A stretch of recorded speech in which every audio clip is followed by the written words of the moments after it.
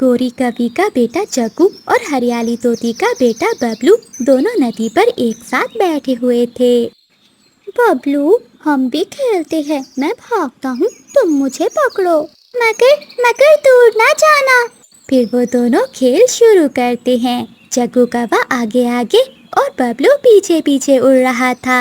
जग्गू उड़ता हुआ नदी के ऊपर चला जाता है। बबलू जैसे ही उसे पकड़ने लगता है तो जग्गू नदी में नीचे गिर जाता है। तुमने मुझे धक्का दिया, तुमने मुझे धक्का दिया। मैं बताता हूँ, मैं अपनी मम्मा को बताता हूँ। जग्गू कौवा रोते हुए वहाँ से चला जाता है। दोस्त रुको, मैं तो तुम्हें पकड़ रहा था। गलती मेरी नहीं, तुम्हारी है। तुम क्यों नदी के ऊपर गए? मम्मा, मम्मा, मारा है, मुझे मारा है, मुझे बबलू ने मारा है। मुझे धक्का देकर नदी में गिरा दिया। उस मोटी चोंच वाले बेटे की इतनी हिम्मत कि मेरे बेटे को मारे। चलो मेरे साथ, मैं देखती हूँ उसे।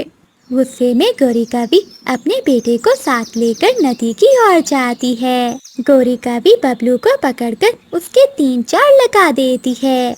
कम बख्त, चल भाग यहाँ से, बड़ा आया मेरे बेटे को मारने वाला। आंटी, आंटी, मैं जाता हूँ, मैं अपनी मम्मा को बताता हूँ। आपने मुझे मारा है। रोता हुआ छोटा मिठू अपने घर जाता है और अपनी मम्मा हरियाली को सारी बात बताता है। मम्मा, मम्मा, उसने मुझे मारा है, उसने मुझे मारा है। किसने मारा है मेरे मिठू को? मम्मा, गोरी आंटी ने।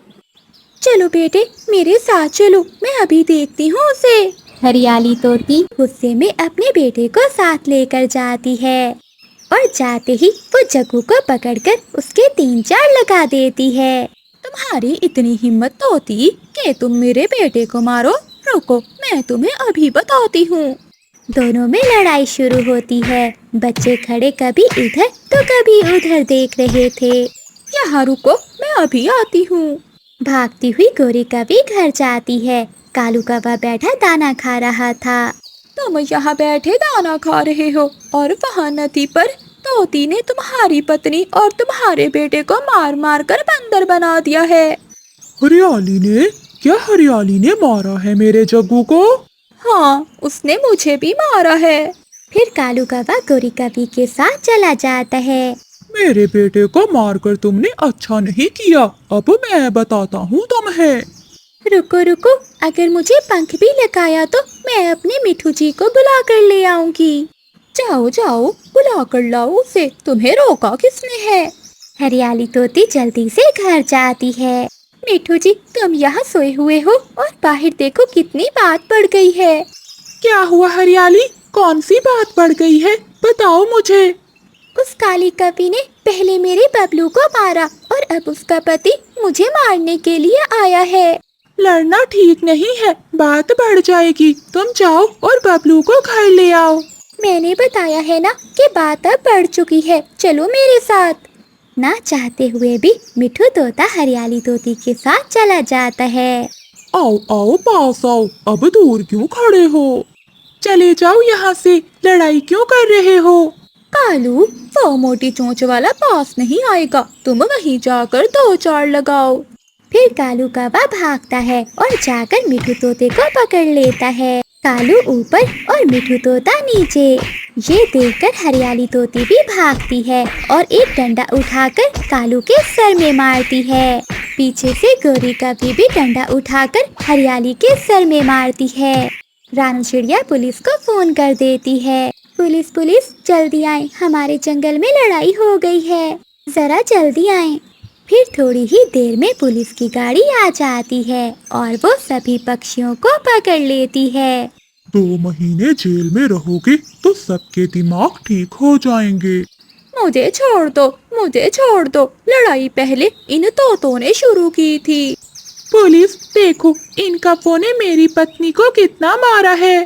फिर उन चारों को पुलिस ले जाती है। बबलू और जग्गू एक दूसरे के साथ खड़े हुए ये सब देख रहे थे। दोस्त, मैंने ऐसा तो नहीं सोचा था। चलो जग्गू, आज रात हम दोनों मेरे घर में सोते हैं और एक दूसरे को कहानियाँ सुनाएंगे। रात को वो दोनों एक दूसरे को कहानियाँ सुनाते हैं और खेलते हैं, क्योंकि बच्चों के दिलों में नफरतें थोड़ी ना होती हैं। वो इधर लड़े तो उधर खेलने लगे। इसीलिए तो कहते हैं कि बच्चों की बातों पर लड़ाई करना ठीक नहीं, क्योंकि बच्चे तो बच्चे होते हैं। आपका धन्यवाद। कबूतर भैया, पहले मुझे सब्जी दे दें, आज मेरे सर में बहुत दर्द हो रहा है। रानो बहन, जंगल में गर्मी की वजह से बहुत से पक्षी बीमार हो गए हैं। इन दिनों सबको सावधान रहना होगा। कबूतर मामा चिड़िया को सब्जी दे देता है। गुड्डू भाई, आप देखना, मैं आपको वहाँ तक उड़कर दिखाऊंगी। तुम गिर जाओगी, तुम जरूर गिरोगी।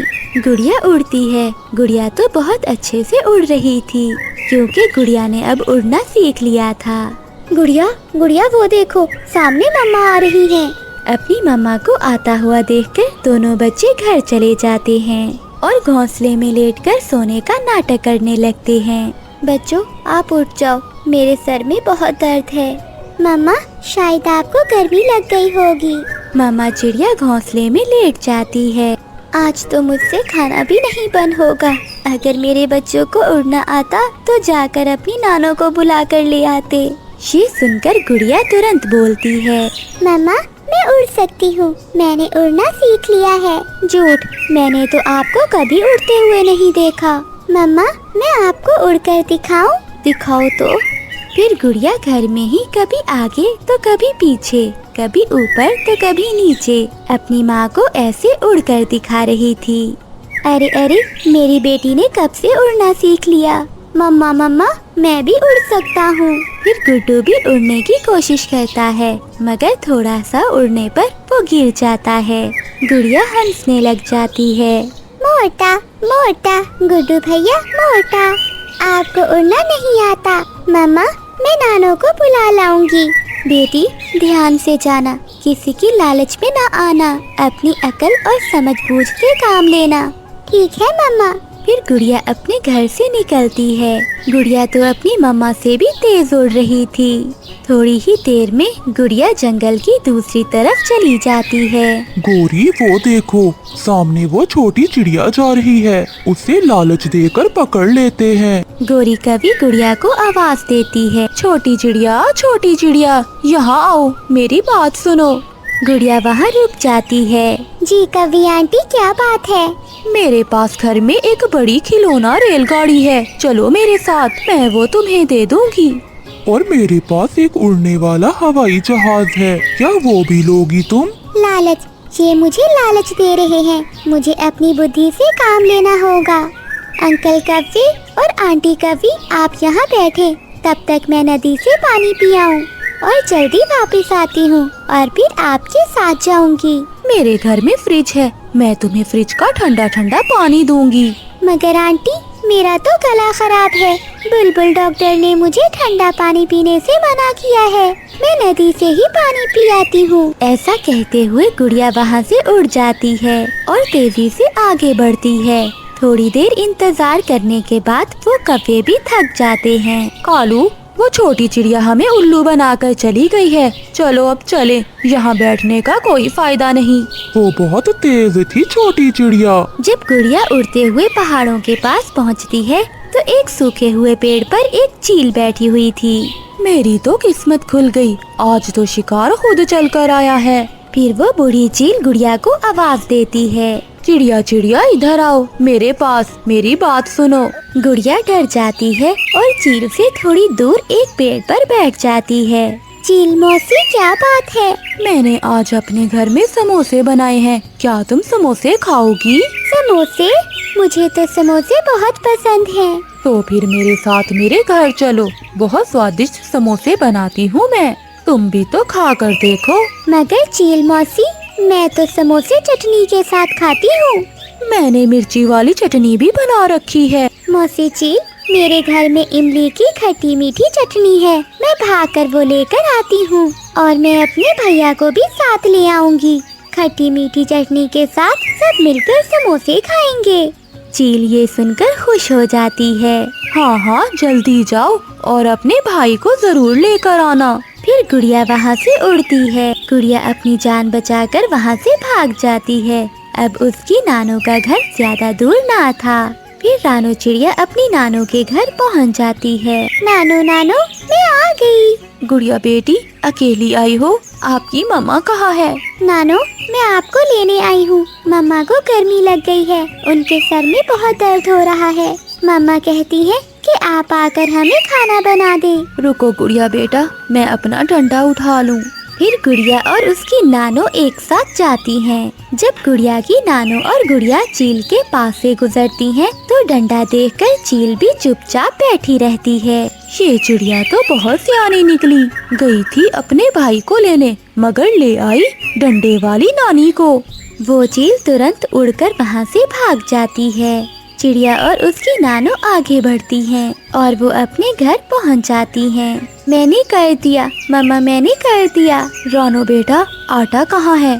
माँ, सब रसोई में पड़ा है, सब्जी भी और आटा भी।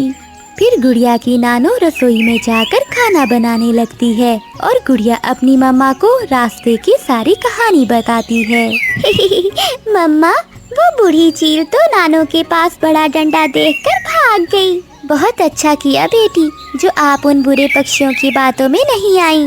प्यारे दोस्तों, इस कहानी को लाइक, चैनल को सब्सक्राइब और अपने दोस्तों के साथ शेयर करना मत भूलिएगा। आपका धन्यवाद। गोरी कवि सुनार की दुकान पर जाती है। सुनार पक्षी, मुझे एक नकली सोने का हार तो दे दो। ये हार है तो नकली सोने का, मगर कोई इसे पहचान नहीं सकता। ये बिल्कुल असली जैसा है। फिर गोरी कवि सुनार से नकली हार लेकर घर आ जाती है। गोरी, ये हार तुमने कहाँ से लिया? कालू जी, बताओ तो ये हार कैसा लग रहा है? ये हार सोने का है, ये बहुत सुंदर है। बन गए ना तुम भी उल्लू, कोई पहचान नहीं सकता। ये हार तो नकली सोने का है, मगर किसी को बताना ना, सब चलेंगे मेरा सोने का हार देखकर। फिर दूसरे दिन गोरी कवि सभी पक्षियों को खाने पर बुलाती है। गोरी बहन, खाना बहुत अच्छा था। गोरी, ये दावत किस खुशी में थी? लग रहा है आजकल कालू कौवा कुछ ज्यादा ही कमाने लग गया है। मैंने ये सोने का हार लिया था, ये दिखाना था तुम सबको। देखो देखो कैसा लग रहा है मेरा ये सोने का हार। बहुत सुंदर लग रहा है। ऐसा हार तो जंगल में किसी पक्षी के पास नहीं है। होगा भी कैसे, ये हार पूरे 1 लाख में बना है। फिर वो सब पक्षी वहाँ से चले जाते हैं।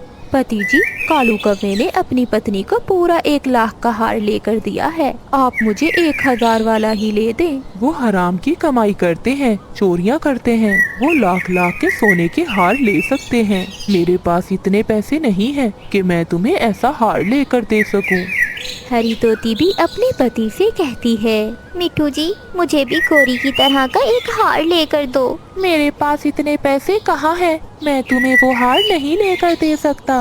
अगर मेरी शादी भी कौवे से हुई होती तो वो मुझे भी 1 लाख का सोने का हार लेकर देता। शर्म करो हरी तोती। क्या शर्म करूं, मुझे भी वो हार लेना है। फिर हरी तोती गुस्से में घर से निकल जाती है। हरी, मैंने अपने पति से कह दिया है कि मुझे भी सोने का हार लेकर दे। हाँ, मैं भी आज इसी बात पर अपने पति से लड़कर आई हूँ। हरी, क्यों ना हम दोनों अपने अपने मैके चले जाएं, और जब तक हमारे पति हमें गोरी जैसा हार नहीं लेकर देते, हम अपने मैके में ही रहेंगे। हाँ सहेली, बात तो तुम्हारी ठीक है, हम ऐसा ही करती हैं। मैं जा रही हूँ अपनी माँ के पास। जब मुझे गोरी जैसा हार लेकर दोगे तभी वापस आऊँगी। अब हार लेकर ही मेरे पास आना, मैं ऐसे नहीं आऊंगी। हरी तोती भी वहाँ से चली जाती है। फिर कबूतर मिट्ठू के पास जाता है। यार मिट्ठू, मेरी पत्नी भी नाराज होकर मायके चली गई है और तुम्हारी पत्नी भी। हाँ, मेरी पत्नी भी गोरी जैसा हार मांग रही है। हाँ, वो हार तो बहुत महंगा है, मगर हमारे पास तो इतने पैसे नहीं हैं, हम कैसे वो हार ले सकते हैं। ऐसे ही कुछ दिन गुजर जाते हैं। मिट्ठू और कबूतर फिर से मिलते हैं। यार कबूतर, मैंने एक उपाय सोचा है। मिट्ठू बताओ कौन सा उपाय? हम दोनों अपना अपना घर बेच देते हैं और वो हार खरीद कर हम अपनी पत्नियों को दे देते हैं और उन्हें वापस ले आते हैं। हाँ मिट्ठू, बात तो तुम्हारी ठीक है। फिर मिट्ठू और कबूतर एक पक्षी को अपना अपना घर बेच देते हैं और पैसे लेकर सुनार के पास जाते हैं। हमें 2 सोने के हार दे दे, ऐसे हार जो हमारी पत्नियों को पसंद आ जाएं। ये लो हार, ये हार तुम्हारी पत्नियों को बहुत पसंद आएंगे। कबूतर वो हार लेकर अपनी पत्नी को लेने जाता है और मिट्ठू अपनी को। देखो, मैं हार ले आया हूँ, अब चलो तुम मेरे साथ।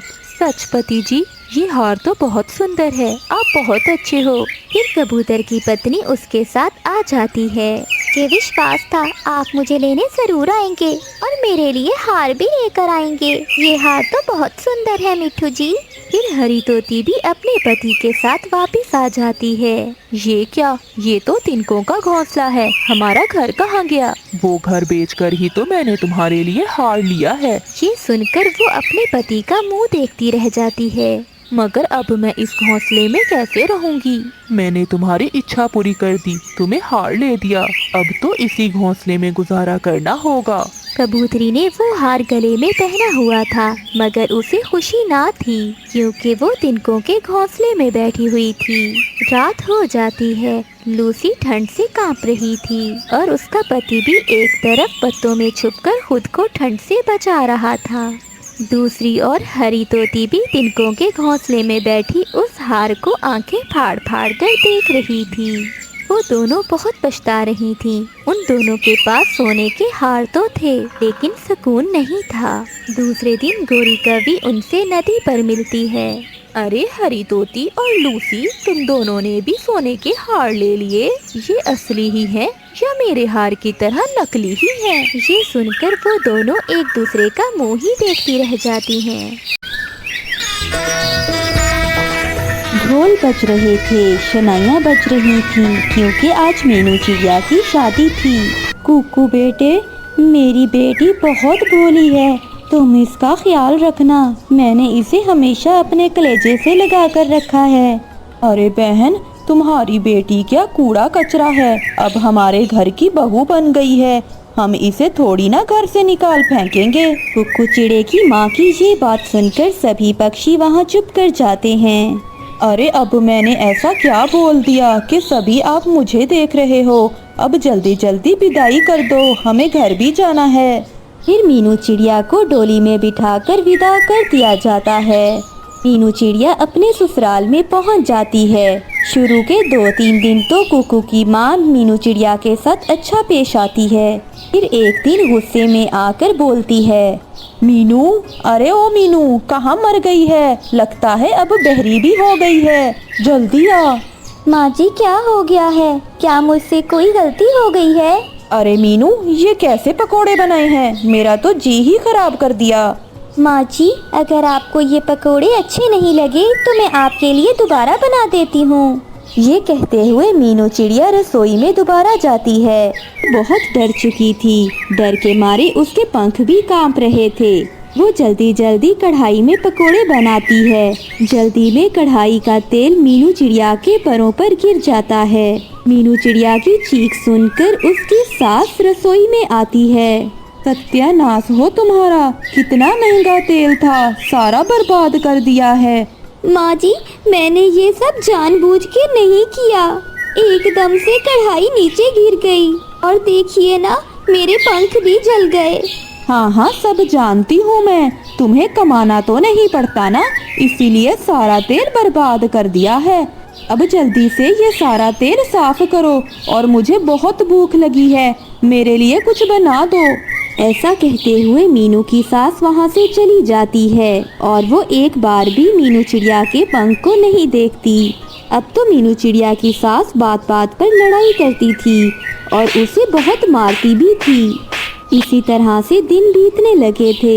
एक दिन मीनू चिड़िया को काम करते करते चक्कर आ गए। हाँ, मैं मीनू चिड़िया की दवाई लेने डॉक्टर के पास जा रहा हूँ। कुकू बेटा, कुछ नहीं हुआ मीनू चिड़िया को, बस काम ना करने के बहाने हैं ये सब। कुकू बेटा, तू क्यों अपना कीमती समय जाया करता है? मम्मा, पर मीनू चिड़िया को तो बहुत बुखार है और खांसी भी, उसे दवाई तो लेकर देनी होगी। ठीक है कुकू बेटे, अगर तुम इतना ही कह रहे हो तो मैं पड़ोस वाली बुलबुल डॉक्टर को ले आती हूँ, वो फीस भी थोड़ी ही लेती है। ऐसा बोलकर कुकू की माँ पड़ोस वाली बुलबुल डॉक्टर को ले आती है। फिर डॉक्टर मीनू चिड़िया का चेकअप करती है। बधाई हो, आपके घर नन्हा मेहमान आने वाला है, लेकिन मीनू बहू बहुत कमजोर है, इसे आराम करने की जरूरत है। हाँ क्यों नहीं बुलबुल, हमारे घर में काम ही क्या है, सिर्फ आराम ही आराम है। ऐसे बोलकर बुलबुल डॉक्टर वहाँ से चली जाती है। थोड़ी ही देर बाद दरवाजे पर दस्तक होती है। मीनू की सास दरवाजा खोलती है। माँ जी, मैं साथ वाले जंगल से आया हूँ। मीनू चिड़िया की माँ की आज मृत्यु हो गई है, आप उसे मेरे साथ भेज दें। हाय हाय, बहुत बुरा हुआ, पर बेटा मीनू चिड़िया तो घर पर नहीं है, वो तो अपने पति के साथ घूमने गई हुई है। देखिए माँ जी, मीनू के अलावा रानू चिड़िया का कोई नहीं है, आप उसे भेज दें। हम उसे बाद में क्या जवाब देंगे, आप उसे भेज दें। मुझे तो तुम कोई पागल पक्षी लगते हो, जब वो यहाँ है ही नहीं तो मैं उसे कैसे भेज दूँ? हवाई जहाज से आने में उसे 3 दिन तो लग ही जाएंगे। अब भाग जाओ यहाँ से। चंदू वहाँ से चुपचाप चला जाता है। बड़ा आया ये, कुछ ही दिनों में मेरा पोता आने वाला है, मैं कैसे जाने देती उसे मरे घर में। अच्छा किया जो मैंने दरवाजा खोला। ऐसे मीनू की सास बहुत खुश होती है। दूसरी ओर मीनू चिड़िया की नजर खिड़की से कबूतर पर जाती है। वो भागी भागी उसके पास चली जाती है। कुकू चिड़ा और उसकी माँ भी मीनू चिड़िया के पीछे पीछे जाते हैं। देख मीनू बहू, अगर तू वहाँ गई तो दोबारा यहाँ लौट कर ना आना, हमारे लिए तू आज ही मर गई। माँ जी, मैं अपनी माँ की इकलौती बेटी हूँ, मेरे अलावा उनका कोई नहीं है, मैं तो जाऊंगी। चल कुकू बेटे, ऐसी मक्कार बहू से मुझे कोई रिश्ता नहीं रखना, जो अपनी सास का कहा भी ना माने। ऐसे वो दोनों माँ बेटे घर चले जाते हैं और मीनू चिड़िया कबूतर के साथ अपनी माँ के पास आती है। मौसी, मेरी माँ को क्या हुआ था? बेटी, तुम्हारी माँ बहुत दिनों से बीमार थी, तुम्हें खबर भी पहुँचाई, लेकिन तुम्हारा कोई जवाब ना आया। जरूर वो खबर मेरी सास को मिली होगी, मगर उसने मुझे कुछ नहीं बताया। वो बहुत बुरी हैं, अब मैं दोबारा वहाँ नहीं जाऊंगी। मेरी माँ से आखिरी बार भी मुझे मिलने नहीं दिया। फिर मीनू चिड़िया अपने माँ के घर ही रहने लगती है। वहाँ कुछ समय बीत जाता है। वो एक अंडे को जन्म देती है और कुछ ही दिनों में बेटी चिड़िया बाहर आ जाती है। मीनू बेटी, तुम यहाँ कब तक रहोगी? अगर तुम यहाँ और रहोगी तो तुम्हें इस घर का किराया देना ही पड़ेगा। मेरी पत्नी गोरी कवि मुझसे बहुत लड़ती है। कालू भैया, आप फिक्र नहीं करें, मैं आपको किराया दे दिया करूँगी। मेरी सास बहुत बुरी है, वो मुझे और मेरी बेटी को अपने घर में नहीं रखेगी। तो फिर ठीक है मीनू चिड़िया, मुझे किराया समय पे दे दिया करना। अब मुझे कोई काम ढूंढना पड़ेगा, मेरी बेटी भी तो भूखी है, मुझे इसका पेट भी तो भरना होगा। हाँ, मैं पकोड़े का काम करूँगी। अगर मैं अपना काम करूँगी तो मैं अपनी बेटी का भी ध्यान रख सकूँगी। ये सोचकर मीनू चिड़िया पकोड़े का काम शुरू कर देती है। वो अपनी बेटी के साथ ही पकोड़े बेचा करती। ले लो, गर्मा गर्म पकोड़े ले लो। पकोड़े वाली चिड़िया, कैसे हैं पकोड़े? किस चीज के बनाए हुए हैं? तोते भाई, प्याज के पकोड़े हैं, बहुत ही स्वादिष्ट हैं, आप चख कर तो देखें। अच्छा चलो, 1 प्लेट प्याज के पकोड़ों की दे दो। फिर मीनू चिड़िया 1 प्लेट तोते को दे देती है। तोता पकोड़े खाकर वहाँ से चला जाता है। वो पकोड़ों की तारीफ किए बगैर ही चला जाता है। अरे ऐसे कैसे चल सकता है? तोते को तो मेरे पकोड़े अच्छे नहीं लगे। मम्मा, मैं क्या कहती हूँ, प्याज आलू के पकोड़े तो सभी बनाते हैं, आपको कुछ ऐसा बनाना होगा कि सभी खुद चलकर यहाँ पर आएं। अपनी गुड़िया की ये बात सुनकर मीनू चिड़िया को बात समझ आ जाती है और वो सारी रात सोचती है कि वो किस चीज़ के पकोड़े बनाए। फिर उसे ख्याल आता है, मैं एक बार अपनी माँ के साथ बांस के जंगल में गई थी और माँ ने मुझे बांस के पकोड़े खिलाए थे। हाँ, ये बहुत स्वादिष्ट होते हैं। क्यों ना मैं भी पक्षियों को ऐसे पकोड़े ही बनाकर खिलाऊं। सुबह होते ही मीनू चिड़िया बांस के जंगल में जाती है और ढेर सारे बांस तोड़कर ले आती है और बहुत सारे पकोड़े बना लेती है। आओ आओ पक्षियों, बांस के पकोड़े खाओ, एकदम हल्के और स्वादिष्ट। अरे बेटी, ये क्या बांस के पकोड़े? मुझे भी एक प्लेट दो। हाँ माँ जी, क्यों नहीं। फिर मीनू चिड़िया एक प्लेट पकोड़ों की देती है। बांस के पकोड़े खाकर बूढ़ी चिड़िया को बहुत मज़ा आ जाता है और वो बहुत शौक से खाती। अरे वाह, बहुत स्वादिष्ट। ये बांस के पकोड़े तो बहुत मज़े के हैं। अब मैं रोज़ तुमसे ही खाया करूँगी। ऐसे ही वो बुढ़िया 2-3 प्लेट पकोड़ों की खा जाती है। देखते ही देखते मीनू चिड़िया की दुकान पर यश पड़ने लगता है। ऐसे मीनू चिड़िया बांस के पकोड़े बेचने लगी और धीरे धीरे वो बहुत अमीर हो गई। अब उसका छोटा सा ठेला बड़ी दुकान में तब्दील हो जाता है। वो दोनों माँ बेटी खुश रहने लगती हैं। मेरे अंडों से आज या कल बच्चे निकल आएंगे। भोजन तो मैंने बहुत जमा कर लिया है। अब काफी दिन मेरे इस भोजन से निकल जाएंगे। ऐसे मैं अपने छोटे बच्चों का बहुत अच्छे से ध्यान रख पाऊंगी। उसी जंगल में एक कालू कौवा भी रहता था। वो बहुत दुष्ट कौवा था। वो तो छोटे पक्षियों की तलाश में रहता था क्योंकि उसे छोटे पक्षियों का मांस बहुत पसंद था।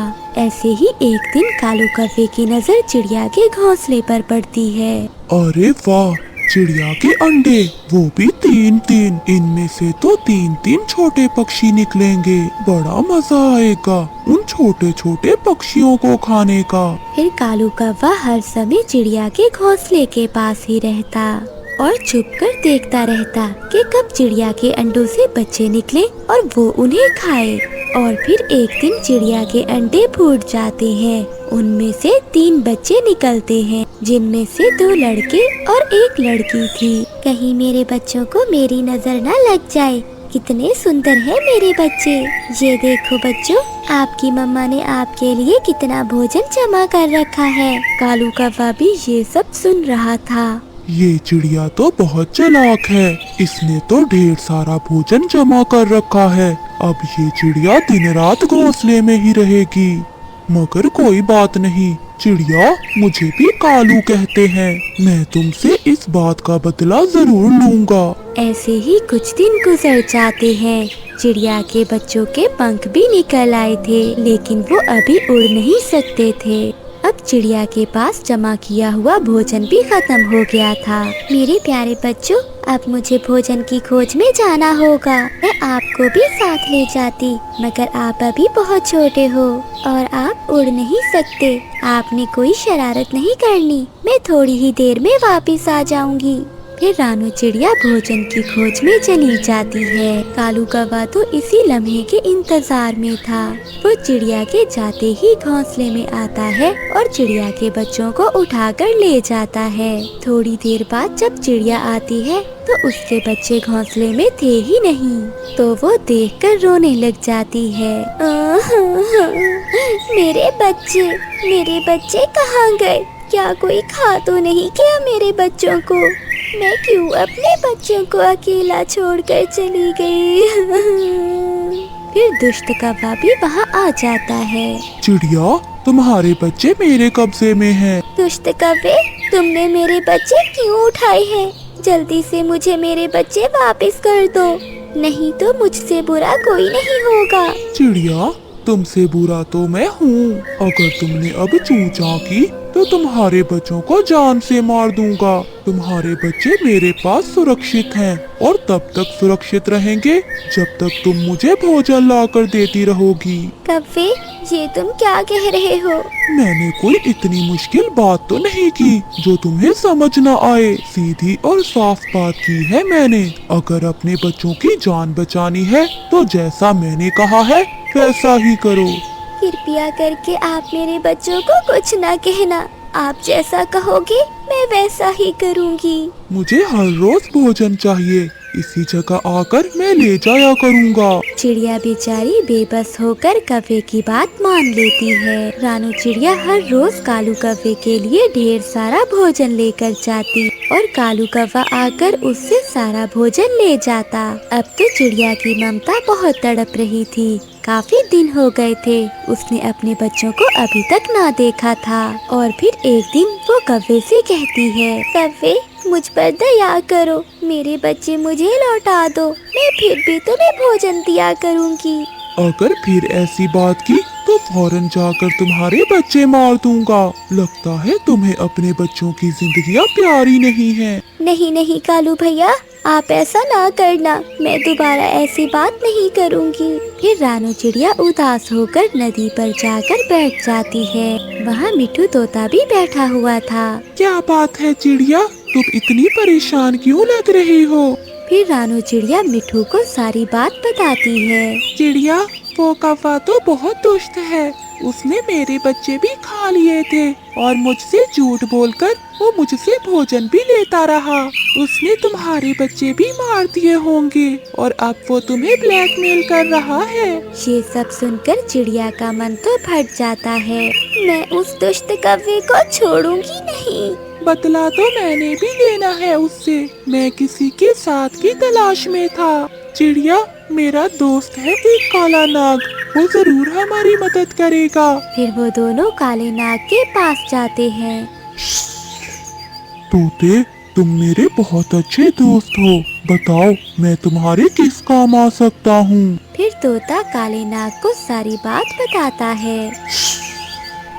उस काले कौवे की इतनी हिम्मत कि वो ऐसा करे, बस उसे किसी तरह से मेरे पास ले आओ, फिर मैं उसे बताता हूँ। फिर चिड़िया कौवे के पास जाती है। कौवे भाई, आज मैंने आपके लिए बहुत सारा भोजन तलाश किया है, मगर वो मुझसे उठा नहीं हो रहा, आप मेरे साथ चलें। भोजन का सुनकर दुष्ट कौवा तुरंत रानू चिड़िया के साथ चला जाता है। जब वो जाकर तोते को देखता है तो कहता है, चिड़िया, क्या तुम इस तोते के साथ मिलकर मेरे साथ कोई साजिश तो नहीं कर रही हो?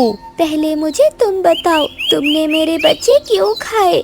अच्छा, इस तोते ने तुम्हें सब बता दिया है। अगर बता ही दिया है तो सुन लो, मैंने तो तुम्हारे बच्चे उसी दिन ही खा लिए थे जिस दिन मैंने उन्हें पकड़ा था, और अब तुम दोनों भी मरने के लिए तैयार हो जाओ। आज मरना हमने नहीं बल्कि तुमने है। इससे पहले कि कालू कौवा आगे बढ़ता, पीछे से काला नाग आकर कालू कौवे को पकड़ लेता है और कालू कौवा वहीं मर जाता है और अपने अंजाम को पहुंच जाता है। भूख की सताई हुई गोरी कौवी उड़ती जा रही थी कि रास्ते में उसे रानू चिड़िया मिलती है। चिड़िया, बहुत भूख लगी हुई है, तुम दाना कहाँ से लाई हो? गोरी बहन, अब इस जंगल में दाना तो मिलने वाला नहीं है, मैं ये दाना दूसरे जंगल से ढूंढ कर लाई हूँ। चिड़िया, दूसरा जंगल तो बहुत दूर है, मैं थक जाऊंगी जाते जाते। अगर पेट भरना है तो फिर दूसरे जंगल तो जाना ही होगा। ऐसे कहते हुए रानू चिड़िया वहाँ से चली जाती है। फिर गोरी कौवी भी आगे बढ़ती है। थोड़ी दूर पहाड़ों के पास गोरी कौवी को ढेर सारा दाना दिखाई देता है। खुशी खुशी गोरी कौवी वहाँ जाती है। पागल चिड़िया, यहाँ ढेर सारा दाना है और वो दूसरे जंगल से दाना लेने जाती है। फिर गोरी कौवी वो दाना खाने लगती है। शिकार आ गया, काली कौवी ही सही, मांस तो मिलेगा। फिर चील रस्सी खींच लेती है और गोरी कौवी चील के लगाए हुए जाल में फंस जाती है। बचाओ, कोई मुझे बचाओ, मैं जाल में फंस गई हूँ। फिर चील वहाँ आ जाती है। कई दिनों से जाल लगाए बैठी हूँ, फंसी तो क्या एक काली कौवी। चील दीदी मुझे छोड़ दो, मैं तो बहुत कमजोर हूँ, कोई मोटा ताजा पक्षी ढूंढ लो। चील दी, मुझे खाने से तुम्हारा रंग काला हो जाएगा। कई दिनों से भूखी हूँ और अब तुम्हें छोड़ दूँ तो मैं खाऊंगी क्या? आज तो तुम मेरा भोजन हो। फिर चील एक जगह लकड़ियाँ इकट्ठी करती है और आग जलाने लगती है। ये कमबख्त लकड़ियाँ तो गीली हैं। मैं ऐसा करती हूँ, जंगल से और लकड़ियाँ ढूंढ कर लाती हूँ और फिर बनाऊंगी इस काली कौवी का शोरबा। चील जंगल से सूखी लकड़ियाँ लेने चली जाती है। चिड़िया चिड़िया, गौरी अभी तक लौट कर नहीं आई कहीं से। कहीं उसे किसी ने पकड़ ना लिया हो। कालू, वो पहाड़ों की तरफ जा रही थी। वो मुझे रास्ते में मिली थी। तुम पहाड़ों की तरफ जाकर उसे ढूंढो। फिर चील भी जंगल घूमकर गोरी कव्वी का शोरबा बनाने के लिए सूखी लकड़ियां ले आती है। दूर से कालू कौवा गोरी कव्वी को देख लेता है। थोड़ी ही दूर चील ने भी आग जला ली थी। ये चील मेरी पत्नी का शोरबा बनाने वाली है। मुझे अपनी पत्नी को बचाना होगा। फिर कालू कौवा डरता हुआ चील के पास जाता है। चील दी, आपने बहुत अच्छा किया जो मेरी पत्नी को पकड़ लिया। ये हर रोज मुझसे लड़ाई करती है। कालू, मेरे सुंदर पति, कुछ शर्म करो। तुम मुझे चील से बचाओ और तुम खुशियाँ मना रहे हो। अगर अपने पति से ऐसे लड़ाइयाँ करोगी तो वो खुशी ही होगा ना तुम्हारे मरने पे।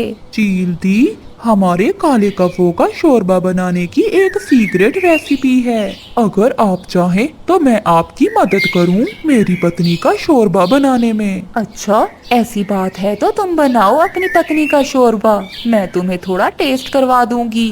चील दी, रुको रुको, अभी आप इसका शोरबा ना बनाना। मैं जल्दी से वो मिसाला लेकर आता हूँ और फिर मैं खुद आपको इस गोरी की बच्ची का शोरबा बना कर दूंगा। कालू कौवा जल्दी से वहाँ से जाता है। बुलबुल, मुझे जल्दी से कुछ जहरीले पौधों का रस दे दो। कालू, तुम जहरीले रस से क्या करने वाले हो? बुलबुल, मैं बहुत जल्दी में हूँ। अगर मुझे देर हो गई तो वो चील मेरी पत्नी को मारकर खा जाएगी। फिर कालू कौवा बुलबुल से जहरीला रस लेकर वापिस उड़ता है। कालू, मैंने कभी सोचा भी नहीं था कि तुम मेरे साथ ऐसा करोगे। मुझे तो लगा था तुम मेरे साथ हो, मगर तुम तो इस चील के साथ के बन गए हो। भूख से मर रही हूँ, मगर वो कौवे का बच्चा अभी तक नहीं आया। चील ऐसे सोच रही थी कि कालू कौवा आ जाता है। चील दी, मैं कौवा शोरबा बनाने वाला मिसाला ले आया हूँ। क्या पानी गर्म हो गया है? हाँ कौवे, पानी को उबाल आ गया है। अब जल्दी से वो मिसाला डालो। फिर कालू कौवा वो जहरीला रस पानी में मिला देता है। चील दी, रेसिपी तैयार है। मेरी पत्नी को पानी में डालने से पहले आप मिसाला चेक कर लो। फिर चील चम्मच से थोड़ा पानी लेकर उसे पीती है। जैसे ही चील वो जहरीला पानी पीती है वो वहीं गिर जाती है और मर जाती है। ये सब देखकर गोरी कव्वी बहुत खुश होती है। फिर कालू कौवा गोरी को जाल से निकालता है। कालू, मेरे सुंदर पति, तुम इतने सियाने भी हो सकते हो, मैंने तो ये कभी नहीं सोचा था। फिर कौवा और कव्वी चील का दाना उठाकर अपने घर चले जाते हैं। प्यारे दोस्तों, इस कहानी को लाइक करना मत भूलिएगा। आपका धन्यवाद। मेरे बच्चों, मेरे पास आ जाओ। लगता है आज जुदाई का समय आ गया है। मेरी सांसें उखड़ रही हैं। बच्चों, ऐसा लग रहा है जैसे किसी समय भी मेरी सांस रुक जाएगी। मम्मा, ऐसा ना कहो मम्मा, आप ठीक हो जाएंगी। पहले भी तो आप कई बार बीमार होती हैं, तब भी तो आप ठीक हो गई थी ना मम्मा। नहीं मेरे बच्चे, मैं देख रही हूँ। तुम मेरी बात ध्यान से सुनो। तुम मेरी बड़ी बेटी हो। देखो, तुम्हारा भाई अभी बहुत छोटा है, इसे मैं तुम्हारे सहारे छोड़कर जा रही हूँ। मुझे पता है मेरी बेटी, तुम भी अभी इस जंगल से अनजान हो। तुम्हें भी माँ की ममता की जरूरत है, मगर तुम पर ये एक बहुत बड़ी जिम्मेदारी आ गई है मेरी बेटी। तुम्हें अपने भाई की हिफाजत करना होगी। बेटी, ये जंगल बहुत जालिम है। शायद यहाँ तुम्हारी कोई मदद ना करे। तुम्हें खुद पर विश्वास करना होगा मेरी बेटी। अगर तुम कभी दुखी हो तो चांद की तरफ देखकर मुझे याद कर लेना। ऐसे तुम्हारे दिल को शांति मिल जाएगी। और रानो चिड़िया लंबे लंबे सांस लेते हुए अचानक खामोश हो जाती है। माँ बोलो ना। दीदी, मम्मा बोल क्यों नहीं रही? कुछ नहीं भाई, मम्मा सो गई हैं हमेशा हमेशा के लिए। और जब हम बड़े हो जाएंगे तो हमारी मम्मा उठ जाएंगी। मम्मा, मैं आपकी हर ख्वाहिश पूरी करूंगी। मैं अपने भाई का ध्यान रखूंगी। ऐसे रानो की बड़ी बेटी ये मान लेती है कि उसकी मम्मा अब नहीं रही। दीदी, मुझे भूख लगी है, कुछ खाना है। मैं अभी जाती हूँ मेरे भाई। पता है मम्मा ने कहा था जब मैं जाऊँ तो अपने छोटे भाई से कहना कि वो घोंसले से बाहर ना जाए। ओके दीदी, मैं बाहर नहीं जाऊँगा। फिर बड़ी बहन भोजन की तलाश में निकल जाती है। गुड़िया कालू कव्वे के पास जाती है। कालू अंकल, मेरी मम्मा इस दुनिया में अब नहीं रही। क्या आप मुझे अपने साथ ले जाएंगे दाना लेने के लिए? हमारी उड़ान बहुत तेज है और तुम अभी इतना तेज नहीं उड़ सकती, इसलिए तुम्हारा साथ हमारे साथ आना अच्छा नहीं रहेगा। तुम तोते के साथ चली जाना। फिर रानो की बेटी तोते की तरफ चली जाती है। तोते अंकल, मेरा भाई घोंसले में अकेला है, उसे भूख लगी हुई है। मुझे दाना लेने जाना है, पर मुझे ये नहीं पता कि दाना कहाँ से मिलेगा। क्या आप मुझे अपने साथ ले जाओगे? मैं तुम्हें जरूर ले जाता, मगर मेरे पास दाना है। आज मुझे आराम करना है। तुम अकेली ही चली जाओ। हर रोज कौन जाएगा तुम्हारे साथ? और गुड़िया नाराज होकर एक पेड़ पर बैठ जाती है। मम्मा, आप बिल्कुल ठीक कहती थी। ये जंगल बहुत जालिम है, यहाँ कोई किसी की मदद नहीं करता, लेकिन मैं अपने भाई के लिए सब कुछ करूँगी। मैं अपनी माँ की बहादुर बेटी हूँ। ऐसे कहते हुए गुड़िया रोने लग जाती है और फिर अकेले ही नदी की तरफ चल देती है। आज गुड़िया की अपनी माँ के बगैर पहली उड़ान थी और उसे ये बात आज ही मालूम हो गई थी कि माँ के बगैर जिंदगी बहुत मुश्किल है। गुड़िया का उड़ते उड़ते ध्यान कभी अपने भाई की तरफ जाता कि वो कहीं घोंसले से न गिर जाए, मगर जब वो वापसी का सोचती तो अपने भाई की भूख याद आ जाती। इसी चिंता में वो नदी के पास जाकर बैठ जाती है। वहीं पास में ही गुड़िया को कुछ मकई के दाने मिल जाते हैं। वो जल्दी से कुछ दाने उठाती है और अपने घोंसले की तरफ लौट जाती है। दीदी, आपने इतनी देर कर दी आने में। पता है मुझे बहुत भूख लगी हुई है। ये देखो, मैं अपने भाई के लिए मकई के दाने लाई हूँ। आपको पसंद है ना मकई के दाने? हाँ दीदी, मुझे बहुत पसंद है। आज गुड़िया पहली बार अपनी माँ के बगैर अपने भाई के लिए दाने ढूंढ लाती है। सो जाओ मेरे भाई, मैं अपने भाई को कभी भी कोई दुख महसूस नहीं होने दूंगी। मैं हमेशा अपने भाई के सारे दुख अपने ऊपर ले लूंगी। ऐसे ही वो दोनों सो जाते हैं। ऐसे ही दिन और रात गुजरते गए और गुड्डू बड़ा हो गया। गुड़िया ने गुड्डू को बहुत प्यार से पाला था। गुड्डू भैया, आज फिर आप कव्वों के पास गए थे ना? पता है मम्मा ने मुझे भी कव्वों के पास जाने से मना किया था। दीदी, आप बड़ी हो, इसका मतलब ये नहीं मैं हर जगह आपसे पूछ कर जाया करूँगा।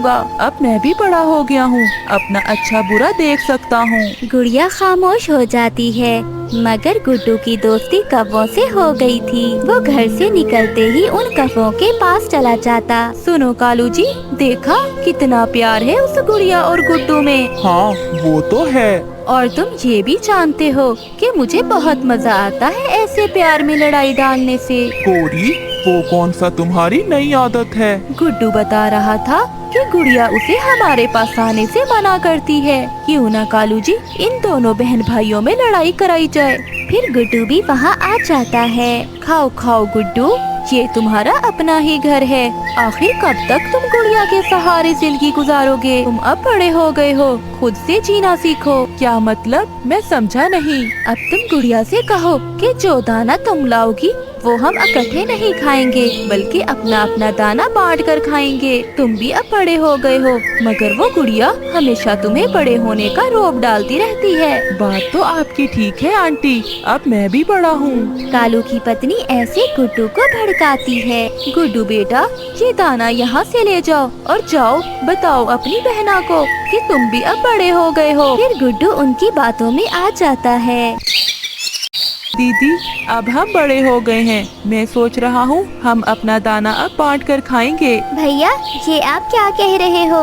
मम्मा ने कहा था हमेशा मिलकर रहना और एक दूसरे का ख्याल रखना। वो तो छोटे होते की बात थी, अब हम बड़े हो गए हैं। भैया, तुम मेरे लाड का नाजायज फायदा उठा रहे हो। दीदी जो भी समझो, लेकिन मैं तो दाना अकेला ही खाऊंगा। फिर गुड़िया खामोश हो जाती है। गुड्डू बहुत मुश्किल से मानी होगी तुम्हारी दीदी। हाँ, मान तो नहीं रही थी, मगर मैंने जिद की तो चुप कर गई। हाँ गुड्डू, खामोश तो होना ही था। उसे तो पता है कल को ये घोंसला उसी का होना है। भला तुम कहाँ जाओगे जब गुड़िया तुम्हें अपने घोंसले से निकाल फेंकेगी? मगर गुड़िया ऐसा क्यों करेगी? वो ऐसा ही करेगी, लेकिन तुम डट जाओ। इससे पहले कि वो तुम्हें निकाले, आज ही तुम उसे जाकर निकाल दो। गौरी आंटी, आपका बहुत धन्यवाद, आपने तो मेरी आंखें खोल दी। वो पूरी तरह से गौरी कवि की बातों में आ गया था और फिर वो वहाँ से चला जाता है। गौरी, भला तुम्हें मिलता क्या है ऐसी शरारतें करके? कालू, मैं अकेली नहीं हूँ, और भी बहुत से पक्षी हैं जो ऐसा करते हैं। मिलना तो कुछ नहीं, मगर मजा आता है ऐसे किसी का घर बर्बाद करके। गौरी, तुम्हारी माँ भी ऐसा ही किया करती थी। तो कालू जी, क्यों ना काम जारी रखूं मैं अपनी माँ का? मुझे ये अच्छा नहीं लगता कि रोज रोज मैं तुमसे झगड़ा करूं। मैंने आज एक फैसला किया है। गुड्डू, क्या हुआ? क्या फैसला किया है? तुम गुस्से में क्यों हो? ये घोंसला अब तुम्हारा होगा या मेरा? हम इकट्ठे नहीं रहेंगे। गुड्डू भैया, शर्म करो। ये तुम क्या कह रहे हो? खूब शांति पहुंचा रहे हो अपनी माँ की आत्मा को। अब ये माँ कहाँ से आ गई? मुझे पता है तुम मुझे यहाँ से निकाल दोगी। मैं छोटा हूँ ना। अच्छा, तो मैं खुद ही चला जाता हूँ, लेकिन अब मेरा तुम्हारे साथ गुजारा नहीं। भैया, क्या ये तुम्हारा आखिरी फैसला है? हाँ, और मेरे दोस्तों का भी यही ख्याल है। तो ठीक है भैया, तुम ये घोंसला ले लो, मैं कहीं और चली जाऊंगी। फिर गुड़िया वहाँ से चली जाती है। आज गुड़िया पूरी तरह से टूट चुकी थी और वो एक पेड़ पर बैठकर चांद की तरफ देखे जा रही थी। माँ, तुमने कहा था ना, जब कभी दुखी हो ना तो चांद की तरफ देखकर मुझे याद कर लेना। माँ, मैंने अपने भाई को पालने में बहुत दुख उठाए, मगर मैं कभी घबराई नहीं। मैंने बहादुरी से किया हुआ वादा आपसे पूरा किया, लेकिन माँ, मैं आज बहुत दुखी हूँ। माँ, मुझे आज रोने दो। माँ, मुझे रोने दो आज।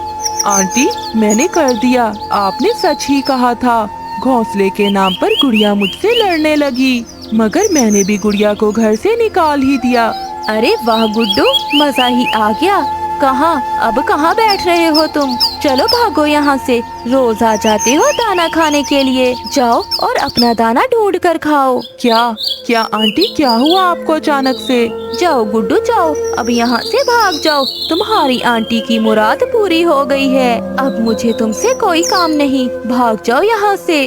और गुड्डू वहाँ से चला जाता है। जल्द ही उसे एहसास होता है जो कव्वों के कहने पर उसने अपनी बहन के साथ किया। वो जल्दी से अपनी बहन को ढूंढने के लिए भागता है, मगर गुड़िया शायद अब बहुत दूर निकल गई थी। इस कहानी से हमें सीख मिलती है कि अपने हमेशा अपने होते हैं। गैरों की बातों में आकर अपनों से ऐसी बातें नहीं करनी चाहिए जिसका पछतावा सारी जिंदगी रहे, क्योंकि मुंह से निकली हुई बातें और गुजरा हुआ समय कभी वापस नहीं लौटता। प्यारे दोस्तों, इस कहानी को लाइक, चैनल को सब्सक्राइब और अपने दोस्तों के साथ शेयर करना मत भूलिएगा।